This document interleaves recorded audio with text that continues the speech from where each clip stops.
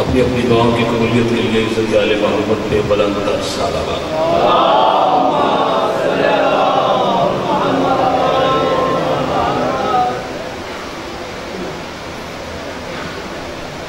اعوذ باللہ من الشیطان الرجیم، بسم اللہ الرحمن الرحیم، الحمدللہ الذی ہدانا لہذا وما كنا لنهتدی لولا ان ہدانا اللہ، لقد جاءت رسول ربنا بالحق، الصلاة والسلام علی اشرف الانبیاء والمرسلین وآلہ طیبین الطاہرین المعصومین المظلومین المنتجبین، ثم الصلاة والسلام علی مولانا و مولا الثقلین جد الحسن والحسین ابی القاسم محمد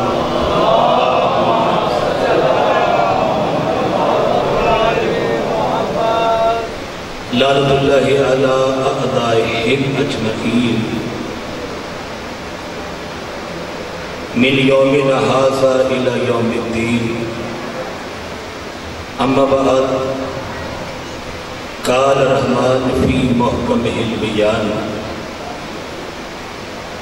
بسم اللہ الرحمن الرحیم، وَمِنَ النَّاسِ مَن يَقُولُ آمَنَّا بِاللَّهِ وَبِالْيَوْمِ الْآخِرِ وَمَا هُمْ بِمُؤْمِنِينَ، بآواز بلند تر صلوات۔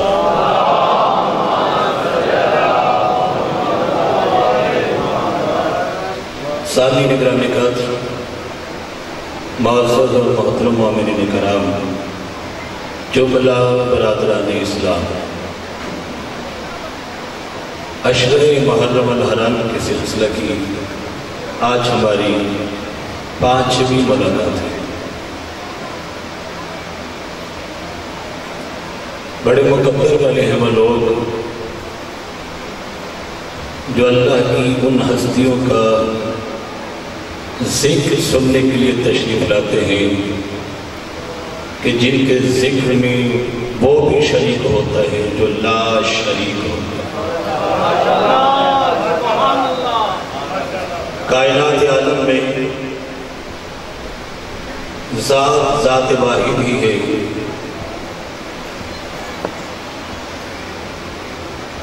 جو کسی کو سجدہ نہیں کرتی، سب اس کے حضور جھکتے ہیں، کسی سے مانگتا نہیں ہے، سب کی ذمہ داریاں وہ پوری کرتا ہے۔ زندگی اور موت کا خالق بھی ہے، مالک بھی ہے۔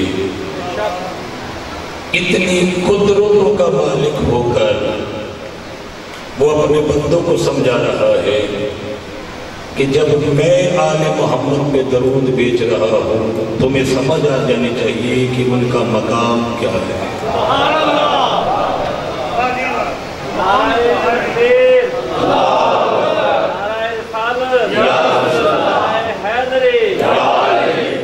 کیونکہ اسے اور آسان کریں تو جو کام نبی پاک اپنی مرضی سے کرے اسے سنت کہیں گے،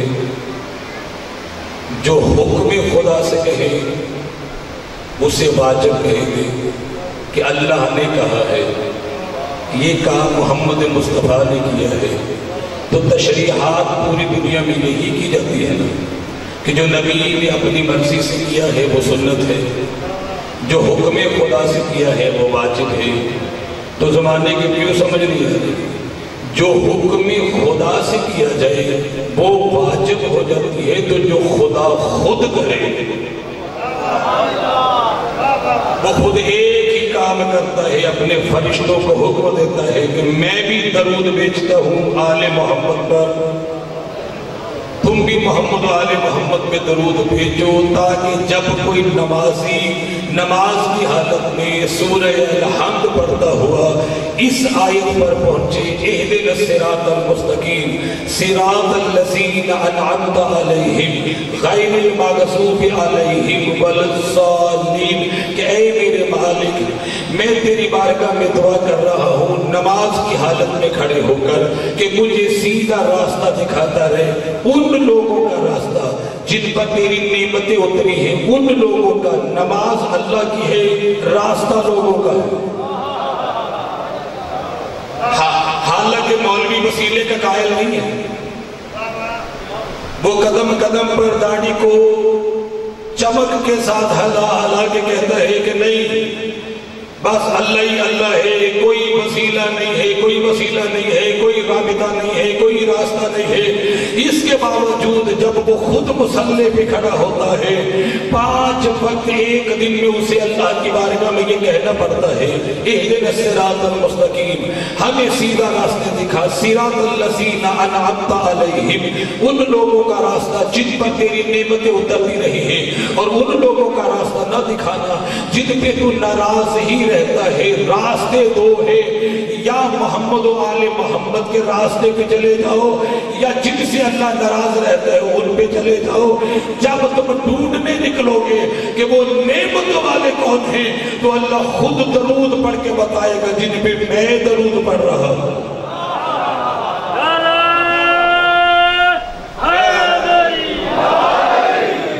یہی ہے جو نعمت والے ہیں، یہ اٹھے تو قرآن، بیٹھے تو قرآن، چلے تو قرآن، بولے تو قرآن۔ اللہ کی عزت کی قسم ہے قرآن نام ہی سیرت محمد آل محمد کا ہے، اسی لیے میرے اللہ نے اپنی ذمہ داری لے لی کہ میں ہی بتاؤں گا وہ کون ہے جن کی عزتوں پہ اللہ درود پڑھ پڑھ کے بتا رہا ہے کہ یہی نعمتوں والے ہیں۔ یہ بات تو طے ہو گئی نا، دنیا کا کوئی بھی مفسر اس کا ترجمہ بدل ہی نہیں سکتا، اسے ماننا پڑتا ہے۔ نماز کی حالت میں اللہ کی بارگاہ میں دعا کرتے ہوئے درخواست دینی ہی پڑتی ہے کہ میرے مالک مجھے نعمت والے راستوں کا لوگوں کا راستہ دکھا دے، جن پہ تو ناراض ہے ان کا راستہ نہ دکھا تو جو بندہ 5 وقت نماز پڑھتے ہوئے لوگوں کو بھی تبلیغ کر رہا ہے، لوگوں کو بھی ہدایت دے رہا ہے، لوگوں کی نمازیں بھی ٹھیک کر رہا ہے، کندھے پہ بستر رکھ کے در بدر ہو کر لوگوں کا کلمہ سیدھا کرنے کی جستجو کر رہا ہے کہ ایک بھی بندہ نماز پڑھنے کے لیے آگے بڑھ گیا تو صدقہ جاریہ میں میرا ثواب بھی شامل ہوتا رہے گا۔ تو جو اتنی جستجو کر رہا ہے بندوں کو نماز پہ لانے کے لیے، جب وہ خود مانگتا ہے اللہ سے نعمت والوں کا راستہ، تو کیا وہ ایک وقت میں کوشش کیوں نہیں کرتا کہ دنیا کو بتا ہی دیا جائے نعمت والے کون ہیں؟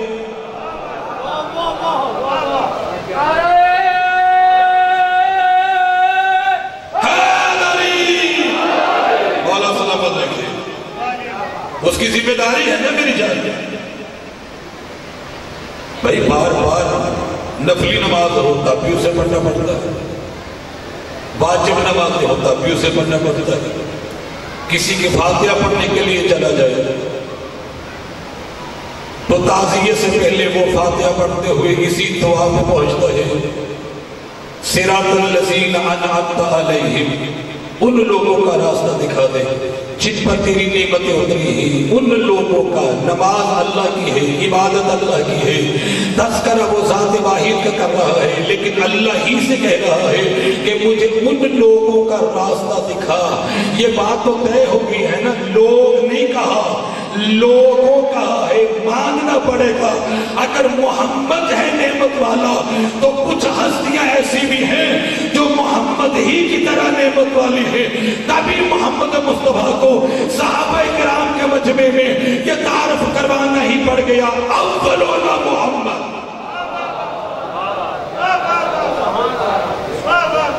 جو دیکھنا چاہے میرے بعد بعد میری طرح نعمتوں والے کون ہیں؟ تو آؤ میں تمہیں بتا دیتا ہوں، اولون محمد، اوسطون محمد، آخرون محمد، کلون محمد، ہم سب کے سب محمد ہیں، کیونکہ ہمارا کردار ایک ہوگا، گفتار ایک ہوگا، علم ایک ہے، حلم ایک ہے، سیرت ایک ہے، صورت ایک ہے، نور ایک ہے، ظہور ایک ہے۔ اسی لیے میرے نبی نے 4.5 گھنٹے کے خطبے میں غدیر کے مقام پر اپنا تعارف کرواتے ہوئے اپنے آخری محمد کی عزت کا جملہ کہا تھا، یاد رکھنا جس طرح میں محمد بدترین ماحول کو بہترین کر رہا ہوں، اسی طرح جو مجھ جیسا ہوگا وہ بھی بدترین لوگوں کو بہترین بنائے، بہترین بنائے۔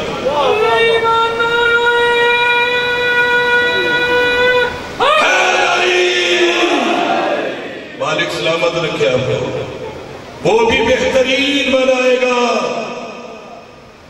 اور میرے جتنی بھی عقیدت مند ہیں، ماتمی، موالی، نمازی، بزرگ، جوان، بچے، مرد، عورت، مقام فخر پہ کہا کرتے ہیں نبی وارث، علی وارث،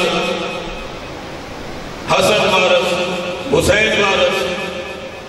میں سوچ رہا ہوں بھولے والا کی تاریخ میں جو آج جملہ میں اپنے 12ویں آقا کی محبت کا کہنے والا ہوں، اس کا استقبال آپ کس طرح کرنے میں کامیاب ہو جائیں گے، اس لیے کہ میرا 12واں امام پردے میں ہے، دیکھ بھی رہا ہے کون کون ہے جو ہماری محبت بری باتوں پہ بولتا ہے، اور جو بولتا ہے اس کی حاضری وقت کے امام کے رشتہ پہ لگا دی جاتی ہے کہ یہ میرے دادا علی کی فضیلتوں پہ بولا تھا، یہ میرے مولا حسن کی فضیلتوں پہ بولا تھا، یہ سید الشہداء کی عزتوں پہ بولا تھا، سب کے نام درج کر دیے جاتے ہیں۔ تو آج امتحان ہے، خود اس امام کی عزت کا جملہ آپ کی سماعتوں کے حوالے کرنے لگا ہو، یہ بات لازم ہے سمجھ رہا۔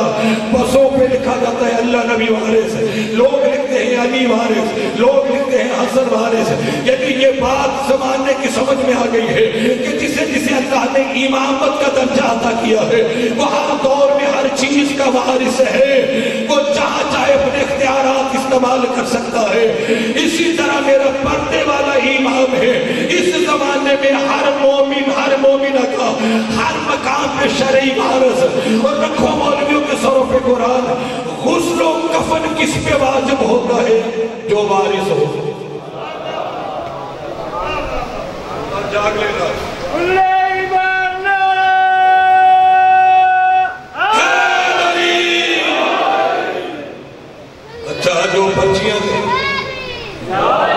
جو پرچیاں دیتے رہے ہیں نا مجھے کہ 12ویں امام کی کوئی آج ان کی زیارت کا امتحان ہے کہ دیکھتا ہوں کہ وہ اپنے 12ویں مولا سے کتنی محبت کرتے ہیں۔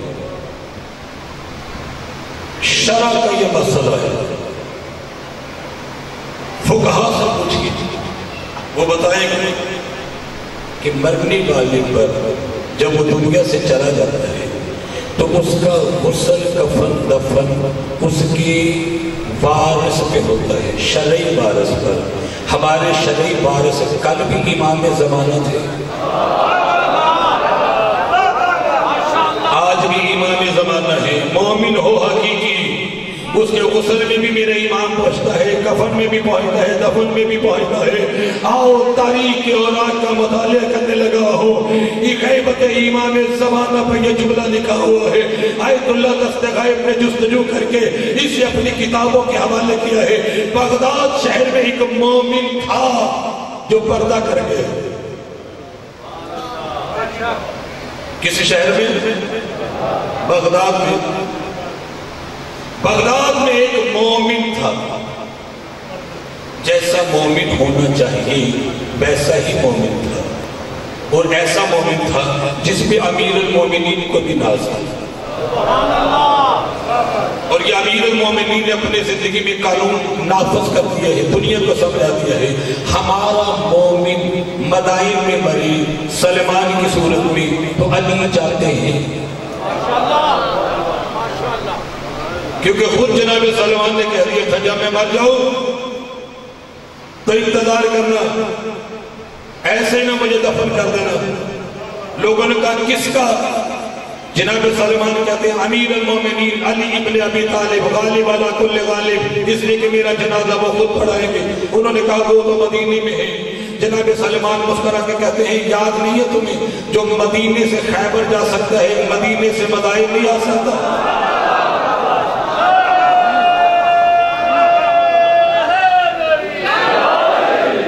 یعنی یہ بات تو طے ہو گئی نا میری جان کہ وارث اپنے مومن کی محبت میں پہنچتے ضرور ہے۔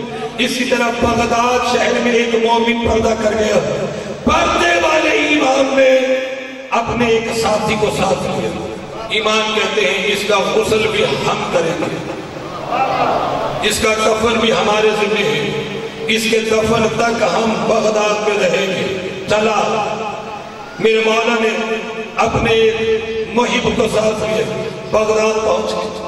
میرے مولا نے اپنی جیب میں ہاتھ ڈالا، کچھ پیسے نکالے، مومن کے حوالے کیے، آواز دے کے کہتے جاؤ بازار میں فلاں پنساری کی دکان ہے، وہاں سے کافور لے کر آؤ۔ جیسے کہا نا میرے مولا نے کافور لے کر آؤ، وہ مومن اسی دکان پر گئے۔ آپ کے اور ہمارے جیسا مومن نہیں تھا کہ قریب والے پنساری کے پاس کھڑا ہو جاتا، جس کی نشاندہی میرے مولا نے کی تھی وہ اسی دکان پر گئے۔ اس نے کہا کافور چاہیے، جیسے کہنا کافور چاہیے، اس نے کہا جناب کافور تو ہماری دکان سے ختم ہو گیا ہے۔ وہ پھر مولا کے پاس آ گیا، میرے مولا نے کہا لے آئے ہو؟ اس نے کہا نہیں، وہ کہتے ہیں کافور ختم ہو گیا ہے۔ اب ذہانت کا امتحان ہے، جملہ پہلا کہنے لگا سجاد صالح، جیسے اس نے کہا نا وہ مولا کو کہ اس کی دکان سے کافور ختم ہو چکا ہے، میرے امام نے کہا جا پھر اسی دکان پہ چلا جا اور اسے کہا تیری دکان کے فلاں حصے میں کافور پڑا ہے۔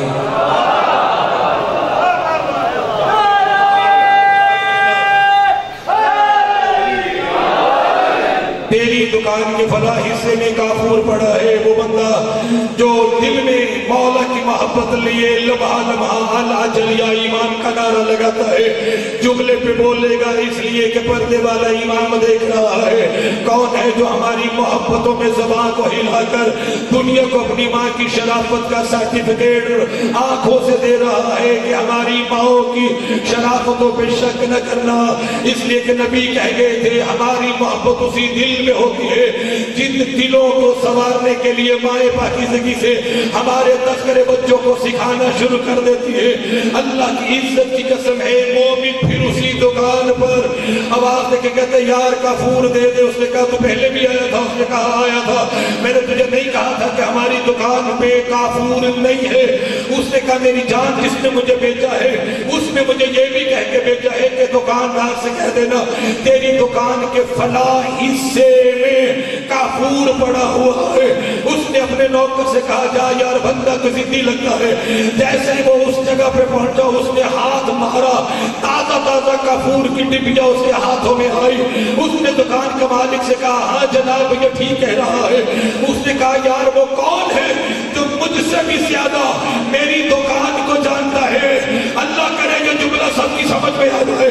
وہ کون ہے جو مجھ سے بھی زیادہ میری دکان کو جانتا ہے؟ مومن مسکرا کر کہتے دکان کو نہیں وہ تیرے ایمان کو بھی جانتا ہے۔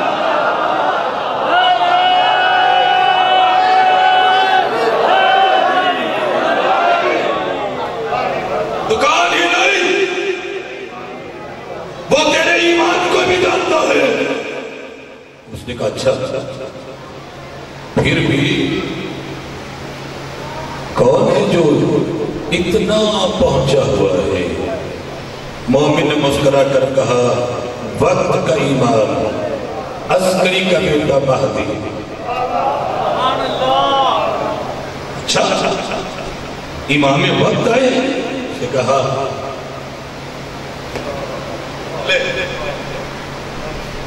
بڑا شور تھا، بچیاں بھی بچی کہ امام زمانہ پڑھا۔ لوہے دل پہ جملہ لکھ لینا، اگر اس کے استقبال ہوا نا ایسے ہی جیسے ہونا چاہیے تو کل بھی اس بات کو آگے لے کے چلیں گے۔ اور اگر بندے اپنے وقت کے ایمان کی عزتوں کے جملے پہ چپ رہے تو پھر انہیں گلی گلی علی علی ہی ٹھیک ہے، کیونکہ گلی گلی علی علی، تو عام بندے کو بھی پتہ چل جاتا ہے نا کہ کس علی کی بات کر رہے ہیں. امام، اس نے کہا کہاں پر ہے؟ انہوں نے کہا فلاں مومن نے مر گیا. کہا ہاں. اس کا جنازہ، غسل، کفن، دفن وارث پہ ہے.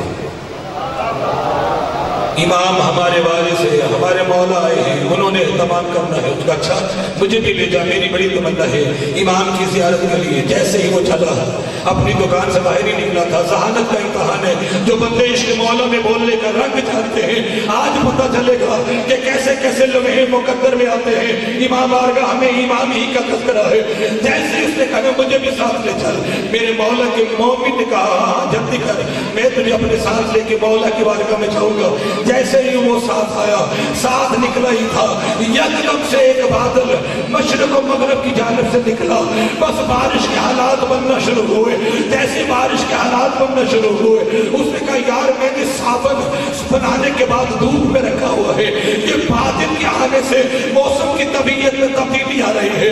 اس سے پہلے کہ وہ سارے کے سارا بھیگ جائے، میں اسے سنبھال کے آتا ہوں، میں اسے سنبھال کے آتا ہوں. وہ پیچھے چلا گیا.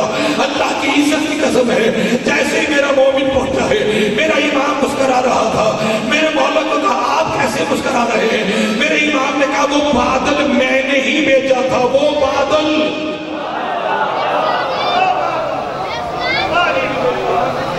میرے مولا نے کہا وہ بادل میں نے ہی بھیجا تھا. مومن کہتا ہے کیوں؟ ہمارا مولا کہتے ہیں تاکہ دنیا کو بتا دیجیے، اور جسے امام سے زیادہ صابن سے محبت ہے اس کی آنکھیں مولا کو دیکھے گی. اس لیے لازم ہے امام وقت کی محبت میں جب یہ لمحے آ جائیں تو دنیا کا کوئی کام نہیں ہے. اب رکھ مولوی کے سر پہ قرآن اور سورہ بنی اسرائیل کی آیت کے متعلق پوچھ کہ اللہ نے یہ آواز کیوں دی ہے یوم ندعو کل اناس بإمامہم. محشر والے دن ہم ہر ایک کو اس کے امام کے ساتھ بلائیں گے. بھئی جس کا ہوگا وہی اٹھے گا.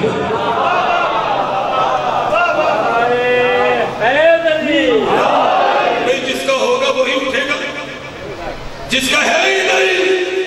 آؤ اب بتاؤ کہ وہ کیسے اٹھے گا اور کس سبب سے اٹھے گا. زمانہ امیر المومنین جس نے امام وقت کی محبت کا جملہ ساری زندگی کے لیے محفوظ کرنا ہے. ذہانت کا امتحان. پردے میں بیٹھی میری مائیں بہنیں، زمانہ امیر المومنین ہے. ویرانے کا سفر. دو جید صحابی علی ابن ابی طالب کے ساتھ ہیں. ایک کا نام ابو ذر ہے، ایک کا نام جناب سلیمان فارسی ہے. مولا علی علیہ السلام کے ساتھ یہ دونوں جید صحابی سفر کر رہے ہیں. سفر کرتے کرتے تین کی تین مولا علی کے ساتھ نبی کے صحابہ قبرستان میں داخل ہو گئے. ایک ایسا قبرستان کہ جناب ابو ذر کہتے ہیں جیسے ہی ہم داخل ہوئے قبرستان میں تو وہ ختم ہونے کا نام ہی نہیں لے رہا تھا. جب ہم کافی دور نکل گئے تو میں نے پیچھے مڑ کر دیکھا. جب میں نے دیکھا تو قبریں ہی قبریں تھے. آگے دیکھا قبریں ہی قبریں تھے. دائیں دیکھا قبریں ہی قبریں تھے. بائیں دیکھا قبریں ہی قبریں تھی. اب مجھے ہر طرف قبریں ہی قبریں نظر آ رہی تھی. یا میری زبان سے بے ساختہ نکل گیا پاک ہے وہ ذات جو قبروں کی تعداد سے واقف ہے. سینے میں دل میں علی کی محبت والا بندہ چپ رہا تو سجاد سالک 1000 کے اسٹامپ پیپر پہ لکھ کے دینے کے لیے تیار ہے. جو ابو تراب کی محبت میں تراب کے اوپر نہیں بولتا وہ تراب کے نیچے بھی نہیں بولے گا. تراب کے نیچے بولے گا ہی وہ جسے ابو تراب کی محبت میں بولنا نصیب ہو گیا ہوگا. جناب ابو ذر کہتے ہیں اچھا پہلے مجھے یہ بتائیں کہ بات کی سمجھ آ رہی ہے نہیں؟ تھوڑی سی اس کی کو اور کم کر دے. جناب ابو ذر بے ساختہ کہتے ہیں پاک ہے وہ ذات جو قبروں کی تعداد سے واقف ہے. پاک ہے وہ ذات، میرے ساتھ جملہ کہہ دینا، پاک ہے وہ ذات جو قبروں کی تعداد سے واقف ہے. امیر المومنین کا ہاتھ جناب ابو ذر کے لبوں پہ آیا. میرے مولا نے کہا ابو ذر یہ نہ کہے کہ پاک ہے وہ ذات جو قبروں کی تعداد سے واقف ہے، یہ تو تیرا مولا علی بھی جانتا ہے. اس پورے قبرستان میں حلالی کتنے ہیں، حرامی کتنے ہیں. اگلا جملہ ذمہ داری سے، مرد کتنے ہیں، عورتیں کتنی ہیں. جب میرے مولا نے کہا کہ تیرا مولا جانتا ہے کہ اس پورے قبرستان میں قبروں میں لیٹے ہوئے کی تعداد کتنی ہے، ساتھ میں میرے مولا نے ایک دعوت دے دی. ابو ذر تو نے پیغمبر کی زبان سے میری شان سنی ہے، قرآن کی آیتوں سے میری عزت سنی ہے. آج علی تجھے اختیار دے رہا ہے، پورے قبرستان میں سے قبر کا انتخاب کر، قبر والے کو اٹھاؤں گا میں. میرا مالک مجھے حوصلہ ہمت دے، اس لیے کہ جملہ لوہے دل پہ لکھنے کے قابل. پورے قبرستان سے قبر کا انتخاب کر، قبر والے کو اٹھاؤں گا میں. جناب ابو ذر کہتے ہیں دو چیزوں کا سہارا میں نے لے لیا، ایک بزرگی، دوسرا میں نے جو نبی اور علی سے علم لیا ہوا تھا اس کا سہارا لے کر میں قبرستان میں قبر ڈھونڈ رہا تھا. دیکھتے دیکھتے میری نظر ایک ایسی قبر پر پڑ گئی جو اتنی پوسیدہ تھی کہ یقین کامل تھا کہ اس مرنے والے کی ہڈیاں بھی مٹی میں مٹی ہو گئی ہوگی. سید سے لے کے آخری بندے تک اس جملے پہ خراج تحسین اتنا چاہیے کہ شاہ نجف کی چوکر تک بندے تصور میں پہنچے ہوئے نظر آئے. میرے مولا کی عزت کی قسم ہے، جناب ابو ذر کہتے ہیں میں نے ایک ایسی قبر کو دیکھا جس کی حالت بتا رہی تھی کہ مرنے والے کی ہڈیاں مٹی میں مٹی ہو گئی ہوگی. میں نے اپنے مولا سے کہا یا علی سرکار اس قبر والے کو اٹھائیے، اس قبر والے کو اٹھائیے، اس قبر والے کو اٹھائیے. علی مسکراتے ہوئے قبر والے کے قریب آئے، دائیں کندھے کے قریب اپنا پاؤں زمین سے تھوڑا سا اٹھایا. بس جیسے ہی اٹھایا علی نے پاؤں زمین پہ مارتے ہوئے ایک ہی جملہ کہا قم باذنی، اٹھ میرے حکم سے.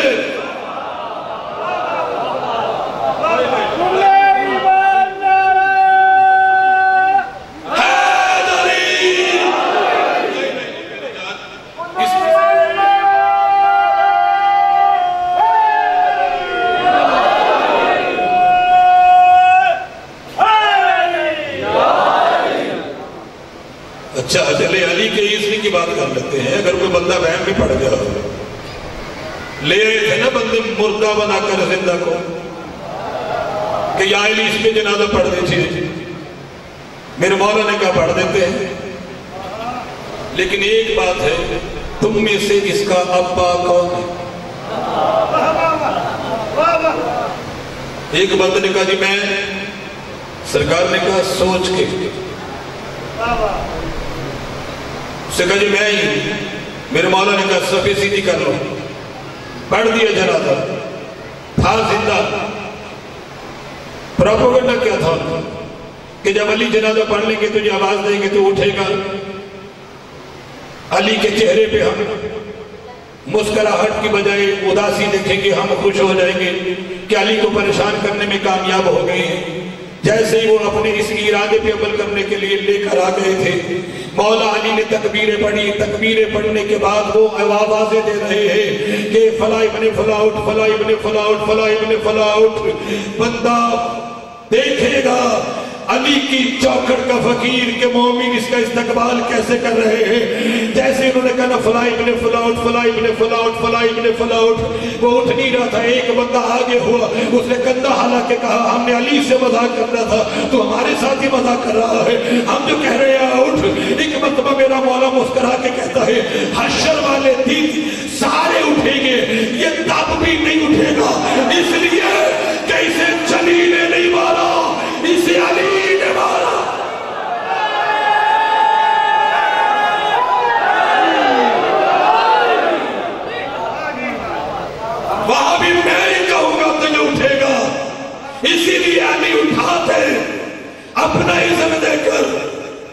اس نے اٹھ میرے اذن سے، قبر سے میت باہر آ گئی کفن سمیت، اور جیسے ہی وہ باہر آئی اس نے دونوں ہاتھ اپنے سر پہ رکھے ہوئے تھے اور دائیں بائیں دیکھتا تھا تو ایک ہی جملہ کہتا تھا، کہاں ہے میرا گدھا؟ کدھر کو کیا ہے میرا گدھا؟ کسی نے دیکھا ہے میرا گدھا؟ جناب آپ حضور کہتے ہیں یا علی سرکار، یہ قبر سے نکلتے ہی گدھا گدھا کیوں پکار رہا ہے؟ میرے مولا نے کہا کہ اس کا گدھا گم ہو گیا تھا، یہ اپنے گدھے کو ڈھونڈنے کے لیے نکلا تھا اور لوگوں سے کہتا جاتا تھا کسی نے دیکھا ہے میرا گدھا؟ کدھر کو کیا ہے میرا گدھا؟ بس یہ گدھا گدھا کر رہا تھا، اسی حالت میں اسے موت آ گئی ہے اور اللہ نے قانون بنا رکھا ہے جو جسے یاد کرتا ہوا مرے گا وہ اسی کو یاد کرتا ہوا اٹھے گا۔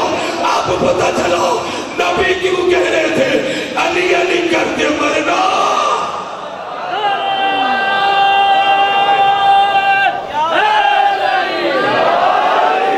علی علی کرتے ہوئے اٹھنا، زمانہ ہے 12ویں امام کا، مہدی مہدی کرتے مرنا،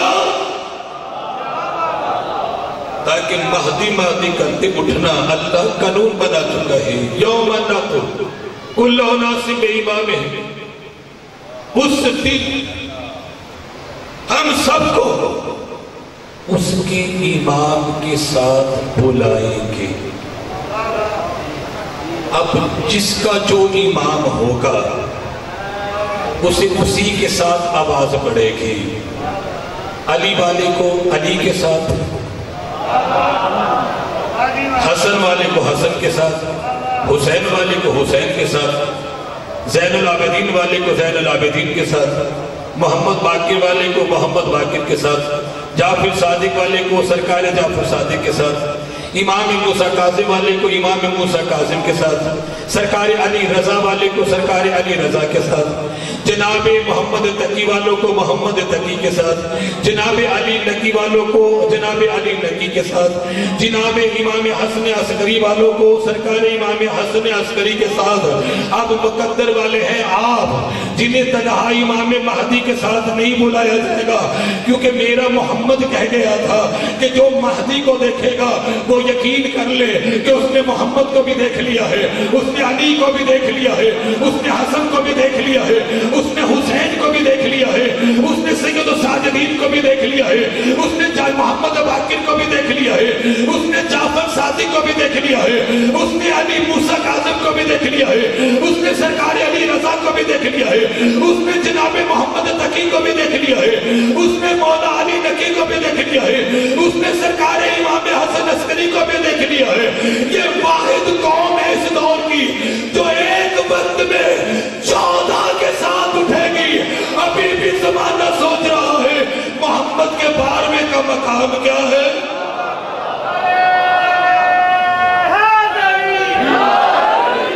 یہ ہے میرا 12واں، جس ایک کے ساتھ اٹھنے والا علی کے ساتھ بھی ہوگا، مولا حسن کے ساتھ تھی، حسین کے ساتھ تھی، اس لیے کہ مالکوں نے جس طرح سارے نبیوں کے کردار کو اکٹھا کر کے محمد مصطفیٰ بنا دیا تھا، اسی طرح اللہ نے 13 ہستیوں کی سیرتوں کو اکٹھا کر کے مہدی بنا دیا۔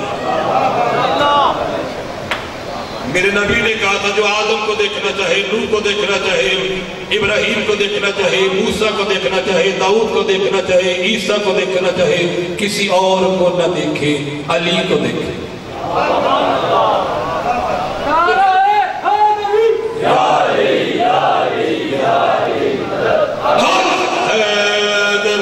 علی کو دیکھے۔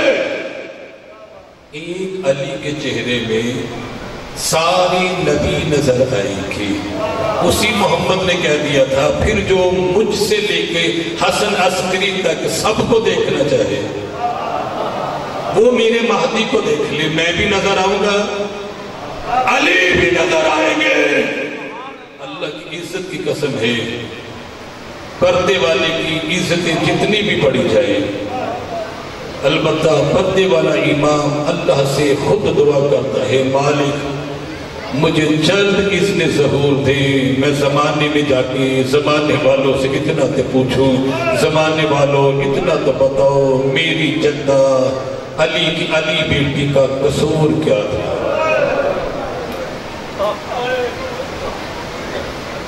اجرکم اللہ، کیا استقبال کیا؟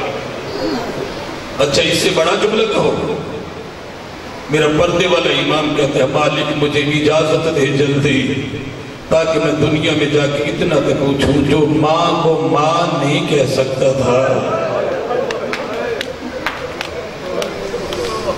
وہ کربلا میں 3 مرتبہ کیوں مارا گیا؟ روتا ہے خون کے آنسو،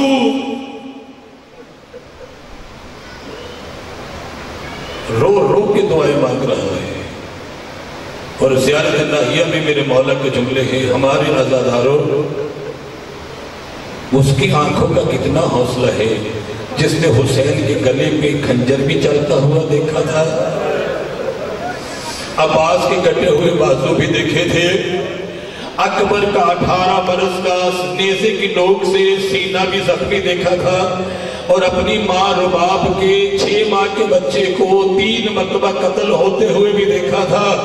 اسے خون اس لیے رو لینا چاہیے کہ اس نے اسے بی بی کے سر سے چادر بھی اترتے ہوئے دیکھی تھی، جس کے متعلق علی رو رو کے کہتے تھے میرے اللہ میری شہزادی تو میرے سامنے نہیں آتی، اللہ جانے شرابیوں کا مجمع رو لے۔ آج ہے 5 محرم، 2 محرم سے حسین کربلا پہنچ چکے ہیں، لیکن جب راستے میں تھے نا حسین، قدم قدم پر کوئی نہ کوئی عذاب پہنچتی تھی، کوئی نہ کوئی مصیبت، کوئی نہ کوئی غم کی خبر، اور ایک ایسا مقام آیا جہاں علی کے لال کو قافلہ چھوڑنا پڑا اور خود دور جا کے بیٹھ گیا۔ جو مقتل نگاروں نے منظر لکھا ہے نا میرے مولا حسین کے بیٹھ کر دیکھا، وہ منظر ہی بڑا عجیب ہے کہ میرے مولا نے تلوار کو نیام سے باہر نکالا، زمین میں گاڑا، ایک زانو زمین پر ہے، ایک زمین سے اٹھا ہوا ہے، اور گلدستہ تلوار پر میرے مولا کا ماتھا ہے۔ کافی دیر گزر گئی نا جب عزاداروں تو شریکت الحسین نے جناب غازی کو آواز دی، غازی میرے قریب آ جلدی میرے قریب۔ میرا مولا سیدہ کے قریب ہوا، بی بی ہو میری بی بی روتی آنکھوں سے کہتی ہے اتنی دیر حسین دور رہ نہیں سکتا، جا پتہ کر میرے حسین کی خیریت تو ہے۔ جیسے ہی میرا غازی آیا ہے نا 5-7 قدموں کے فاصلے سے میرے مولا نے مولا کو روتے ہوئے دیکھا۔ پتھر کی کتابیں کہتی ہیں پھر ام البنین کے لال سے رہا نہیں گیا، جلدی جلدی آگے ہوا ہے اور پاؤں پہ اپنے دونوں ہاتھ رکھ کے کہتا ہے مولا کوئی غلطی ہو گئی؟ یہ جو آپ اتنا رو رہے ہیں عباس سے کوئی غلطی ہو گئی؟ میرے امام نے کہا نہیں عباس، غلطی کا تیرے نام کے ساتھ تصور بھی نہیں ہے۔ رونے کا سبب پردے میں بیٹھی میری مائیں بہنیں سمجھ آ جائے تو مسلم کو ایسے ہی رونا جیسے مسلم کی بیٹیاں تمنا لے کے روتی رہی ہے۔ عباس جو منظر تمہیں دکھاؤں گا وعدہ کر جلال میں نہیں آؤ گے، جیسے میرے مولا نے کہا نا جو منظر تجھے دکھاؤں گا وعدہ کرو جلال میں نہیں آؤ گے۔ سخی عباس آواز دے کے کہتے ہیں تیری عزت کی قسم ہے جلال میں نہیں آؤں گا۔ میرے مولا نے 2 انگلیاں ہوا میں لہرانے کے بعد عباس کی آنکھوں سے سامنے کی، عباس میری انگلیوں کے درمیان دیکھ۔ عباس سخی دیکھ رہے ہیں، آواز دے کے کہتے ہیں بڑی بڑی عمارتیں ہیں، زلزلے کا سما ہے۔ میرے امام نے دوبارہ حالانکہ کہا اب دیکھ جو بڑی عمارت ہے۔ جیسے ہی سخی عباس نے دیکھا عباس آواز دے کے کہتے ہیں دار الامارہ کی چھت ہے، کوئی مسافر ہے جس کے دونوں ہاتھ بندھے ہوئے ہیں، دائیں کی زلف بائیں ہے، بائیں کی دائیں ہے، ماتھا پھٹا ہوا ہے، اگلے والے دانت ٹوٹ گئے ہیں، جگہ جگہ زخم ہے، گردن جھکی ہوئی ہے، جلاد کے ہاتھوں میں تلوار ہے۔ جیسے کہ جلاد کے ہاتھوں میں تلوار ہے، یہ مسافر کچھ لمحوں کا مہمان لگتا ہے۔ میرے امام نے کہا عباس بے جان کہیں تیرا مسلم تو نہیں ہے؟ عزادارو جناب مسلم کا نام آنا تھا، جلدی سے تلوار کو نیام سے نکالا. باز نے دے رہا ہے تجھے تیری ماں کے حق کا واسطہ مجھے کوفے پہنچا دے. میرا ایمان کہتے تو نے وعدہ نہیں کیا تھا کہ تو جلال میں نہیں آئے گا. سکی عباس نے تلوار کو دور پھینک دیا. عزادارو میرا عباس رو کے کہتا ہے تیری عزت کی قسم ہے لڑنے نہیں جاتا پھر بھی مجھے کوفے پہنچا دے. میرا ایمان کہتا ہے لڑنا تو نے ہے نہیں پھر کوفے جانے کی وجہ کیا ہے؟ عباس کہتے ہیں کوفیوں کی پرانی عادت ہے یہ لاشے سے بے حرمتی کرتے ہیں. جب میرے مسلم کو ماریں گے لاشا بازار میں پھینکیں گے میں اپنے مسلم کو بازوؤں پہ لوں گا. میں تجھے عباس لینے کے لیے آ گیا. میرا ایمان کہتے ہیں عباس پہلے تو نے اوپر دیکھا تھا ایک مرتبہ نیچے دیکھ. عباس نے دیکھا 32 برس کی جوانی تڑپ گئی.